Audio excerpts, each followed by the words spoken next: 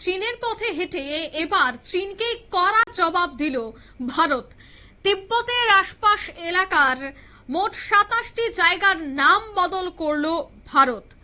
ব্রিক্সের আগেই ড্রাগনকে কড়া বার্তা কি এবার দিতে চাইল দিল্লি? বিস্তারিত সে বিষয়ে জানবো। টেলিফোন লাইনে যুক্ত হয়ে গেছে প্রতিনিধি সৌম্য মুখোপাধ্যায়। সৌম্য, সামনেই ব্রিক্স সম্মেলন রয়েছে, আর তার আগেই তিব্বতের আশপাশের অর্থাৎ তিব্বত সীমান্তের 27টি জায়গার নাম বদল করা হয়েছে, কি জানতে পারছো বিস্তারিত? দেখো, এটা বলা যেতে পারে যে পাল্টা জবাব দেওয়া হলো। সেপ্টেম্বর মাসে তুমি যেটা বলছিল, সেপ্টেম্বর মাসের 12-13 তারিখ নাগাদ ব্রিক্স সম্মেলন হবে ভারতবর্ষে, এবং সেখানে চীনের প্রেসিডেন্ট শি জিনপিং এর আসার কথা। তার আগেই কিন্তু নামকরণ রণকৌশলের একটা বড় পদক্ষেপ ভারতের তরফ থেকে নেওয়া হলো। দেখো, 2024 সালে এপ্রিল মাসে ভারতের আপত্তি উড়িয়ে অরুণাচল প্রদেশের উপর নিজেদের অধিকার দর্শানোর জন্য সীমান্ত বরাবর 30টি জায়গার নাম বদল করেছিল চীন, এবং চীনা নাম রাখা হয়েছিল। সেই নাম বদলের তালিকায় অরুণাচল প্রদেশের 11টা আবাসিক এলাকা, 12টি পাহাড়, 4টে নদী, একটি হ্রদ এবং একটি গিরিপথ ও উপত্যকা ছিল। এবং তারপরে কিন্তু ভারত আর চীনের মধ্যে এই বিষয়টি নিয়ে একাধিকবার টানাপোড়েন হয়।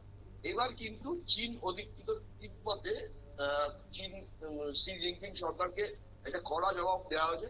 স্বরাষ্ট্র মন্ত্রকের তরফ থেকে সার্ভে অফ ইন্ডিয়ার মানচিত্রে চিহ্নিত করা হয়েছে বেশ কয়েকটি জায়গা, যার মধ্যে 21টি আবাসিক ভূমি রয়েছে তিব্বতের, 4টি গিরিপথ রয়েছে, একটি হ্রদ রয়েছে, একটি স্মৃতিস্তম্ভ রয়েছে।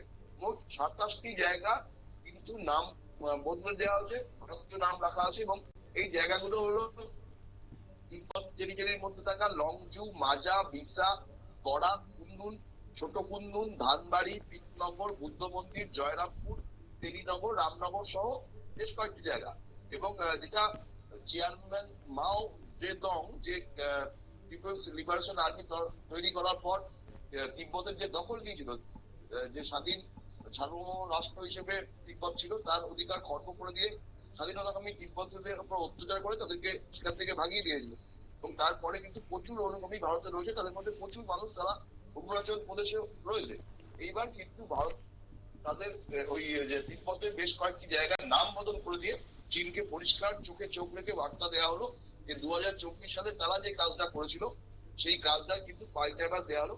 এর মধ্যে সব থেকে তাৎপর্যপূর্ণ বিষয় হচ্ছে যে 1959 সালে যে একটি জায়গা ছিল এলওসির মধ্যে বিতর্কিত জায়গা লংজু বলে, সেই লংজু কিন্তু চীনের দখলতেই রয়েছে 1960 সাল থেকে। কিন্তু নয়াদিল্লি কিন্তু এই তাদের মানচিত্রে এই লংজু গ্রামটিকে রাখা হয়েছে এবং এটি ভারতীয় ভূখণ্ড অন্তর্গত বলেই দাবি করা হচ্ছে।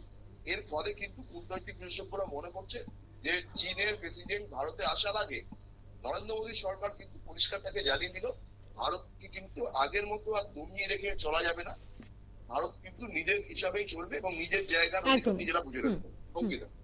ধন্যবাদ। অর্থাৎ ভারত কিন্তু এবার নিজের মতো করে চলবে এবং তার জবাবটাও কিন্তু দিয়ে দেওয়া হয়েছে। যে জায়গাগুলির উপর রক্তচক্ষু ছিল, অর্থাৎ ড্রাগনের নজর ছিল, এবার কিন্তু সেই জায়গারই এবার বড়সড় চিন্তা ভাবনা এবং তার মধ্যেই নাম বদল করার যে সিদ্ধান্ত তা নিল এবার ভারত সরকার। নিয়ে নিচ্ছি ছোট্ট একটি বিজ্ঞাপন বিরতি, সঙ্গে থাকুন।